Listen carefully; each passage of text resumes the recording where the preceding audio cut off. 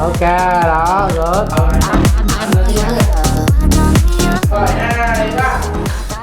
Coi đèn bị lợn không? Coi đèn bị lợn không? Cháy đúng rồi, ok.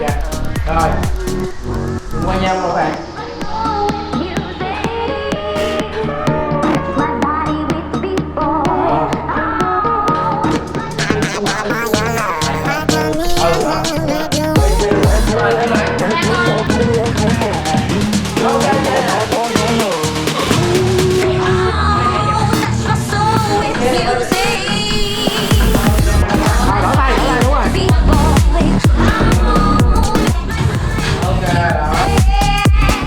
Rồi, nhìn clip qua nhau nè.